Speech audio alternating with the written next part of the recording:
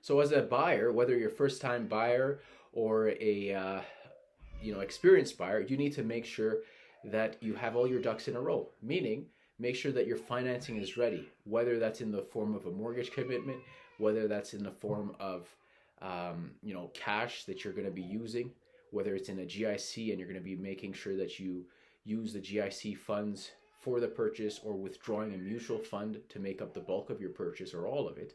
Make sure that you have that in advance, because there's no point looking at houses, wasting the real estate agent's time, wasting your own time. Time is precious. You don't get it back, right? You need to make sure that you have that all in advance, because then you can make your purchase in confidence and be able to actually close. Close means the actual ability to go and take possession and move into the home. So I see it often. I'm starting to narrow it down and actually getting rid of customers that don't actually listen to my advice, because I don't want them. I have more than enough customers. During COVID, I tripled my business, and I'm doing much more than I've ever done.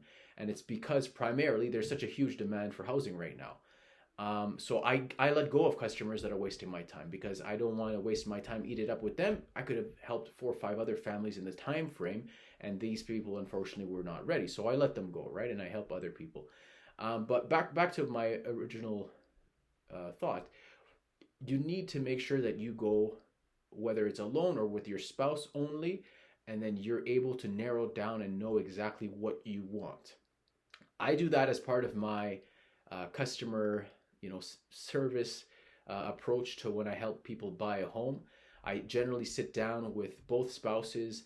I sit down for 15 minutes up to 30 minutes or even longer, depends how long we have to sit there, and I write down exactly what they need and what their needs are. We made a column of what their needs are and what their wants are, and then we have to verify that their budget is actually realistic for what they want and what they need.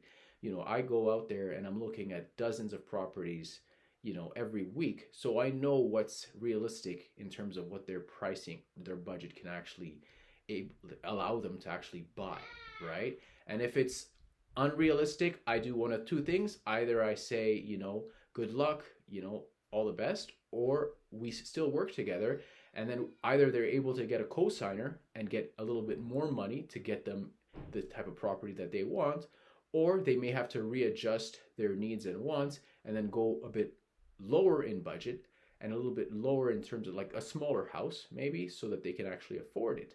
So that always helps at the end of the day, right? Sitting down with people, having a more tailored approach to their personal situation based on their income, based on their credit, based on their expectations of the work that I put in, and based on my expectations on what I expect of them as well, right? So thank you so much for tuning in as usual. And as always, I love the engagement that I'm getting on this page, and I appreciate it a lot.